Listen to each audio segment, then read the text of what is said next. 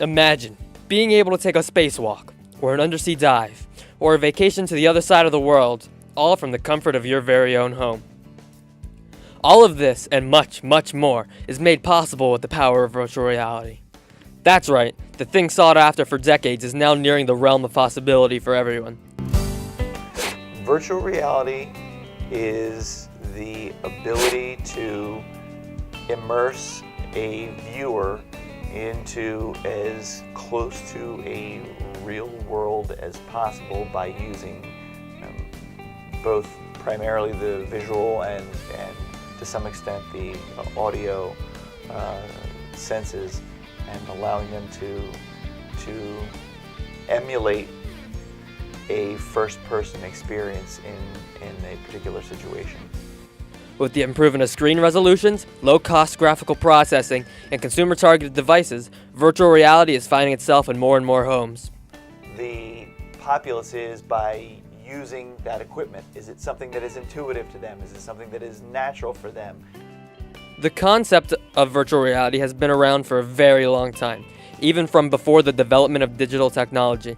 Virtual reality is essentially kind of an extension of the three-dimensional projections that we had in the theaters many times over. Everything from the anaglyphic, which was in the 1950s, I believe, late 50s, early 60s. Then another version of that in the 80s, and then in 2000s when they had the more advanced version of real 3D, I think. In 1957, Morton Heilig invented the first type of multimedia device in the form of an interactive theater experience known as a sensorama. Using a viewing screen, oscillating fans, speakers, and devices that emit smells, the sensorama would have the viewer sit on a rotating chair in an enclosed booth, and it would show a series of stereoscopic images which gave the illusion of depth and the ability to view something at different angles. During the 1990s, Jaron Lanier and Tom Zimmerman marketed a range of virtual reality gear. This helped raise public awareness of this new form of technology. During this time, virtual reality became a popular idea and generated a lot of hype. Because of this hype, people lost interest in it very fast when it did not deliver on its early promises. The technology of the time was just not ready yet for what people wanted. We're always on a quest, it seems, visually to provide viewers with a more immersive experience.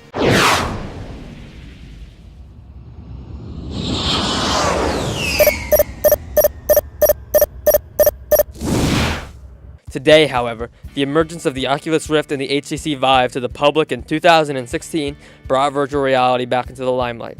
It's kind of like all technologies go through their innovation stage, their new stage, and I think that's where virtual reality is, but it's evolving then into the more of the adoption phase. There are many different experiences made especially for these two systems. It's teaching, learning, storytelling, sharing ideas or concepts, but it's related to just two of the five senses, so sight and sound. So it's a limited experience, but it is nonetheless an experience that people might not otherwise be introduced to. Virtual reality tricks your brain into believing you are in a 3D world. The two displays are slightly different angles of the same scene, so that way it simulates depth to both of your eyes. This, mixed with parallax, which shows farther objects moving slower, and different shading techniques, creates a lifelike experience.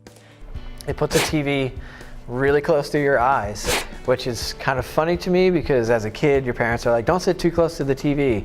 And then VR comes down and you literally have it glued to your face. The VR experiences include videos and games. The real-life videos are shot with special 360-degree camera rigs. The camera can be held depending on the need of the shot. Different ways of holding the camera can be tripods, monopods, ceiling mounts, or even drones. When shooting in 360, it is important to remember that because it is in 360 degrees, everything can be seen. The viewer can focus their attention on whatever part of the video they want, so it is important to not forget about details. Most importantly is, I think, the content that gets created.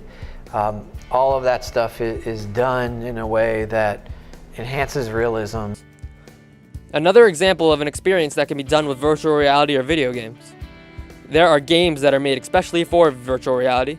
Entertainment. So you have gaming, which is has a popular segment of virtual reality. When the player wears a VR headset and plays a game, it is no longer the player sitting in their chair and controlling the game with only their hands. Instead, they feel as if they are in the game, making it a more immersive experience. The first is obviously for entertainment. People want something more, something new, something they've never experienced before, but a lot of times, like, you know, how do you give somebody the experience of flight without actually taking them up into a plane, dropping them out, hopefully they have a parachute, and giving them that experience. Virtual reality in the entertainment sense gives us that in a way that we didn't have before. However, the experiences have to be truly immersive for them to be considered good. The concept has to be considered gripping, and the graphics have to be incredible. Unity is going a long way to make that happen, and some of the other game engines as well. The market for VR gaming is certainly bigger than it was several years ago, with the overall quality increasing as technology and public interest rising, and if it keeps going in the direction that it is going, VR will truly stand out in the world of gaming.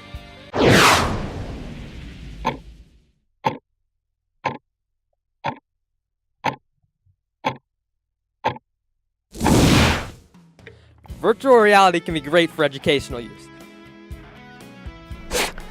So I think a big part of how VR can be used is within the educational realm. It allows the user to go on virtual field trips using different applications to reach faraway places and lets them see what they normally would not be able to see. People can explore anything from the depths of space to the bottom of the ocean. Not only can you connect face-to-face with people all over the world, but you can also take them on experiences that are not necessarily easy to get to. For instance, if you wanted to explore what happened in Pompeii when the volcano exploded. It can also be used for things like language immersion. It's the opportunity for students to be more immersed. Being in situations where everything around someone is in a different language, the brain is tricked to think it is real and will adapt to it easier. It is extremely effective for visual and hands-on learners. It would be a perfect mixture of the two. In terms of training or simulation, there's a lot of work being done around, you know, training doctors, how to operate, or, you know, you see that one quite a lot. But also just in repairing and maintaining equipment, like here's this elevator, where is this particular piece located that you're going to need to replace, and how do you do that properly and efficiently and safely? My name is Ida. Happy to meet you here. Today you will learn how to commission car parts that will be delivered to the assembly line.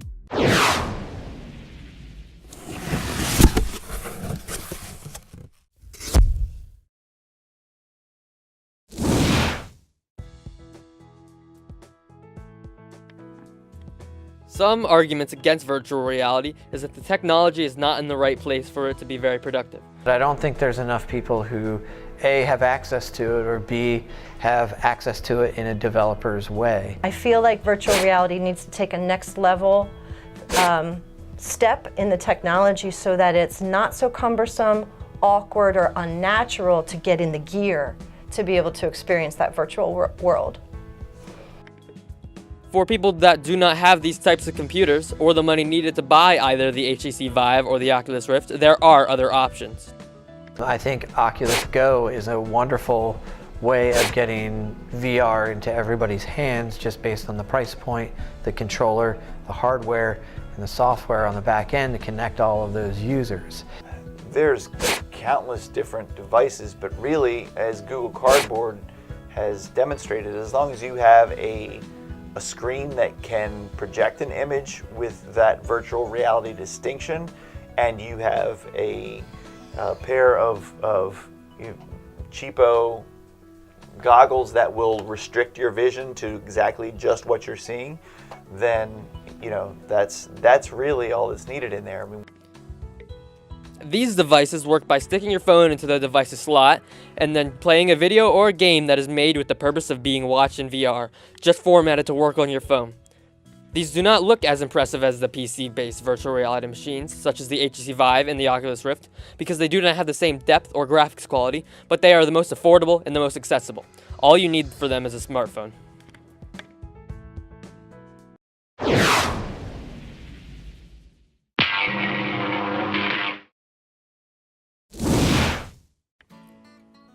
In conclusion, we are only witnessing the beginning of the new virtual reality renaissance. While virtual reality is a growing market, with new experiences and devices for it being continuously made, it is unclear whether or not it will stay that way.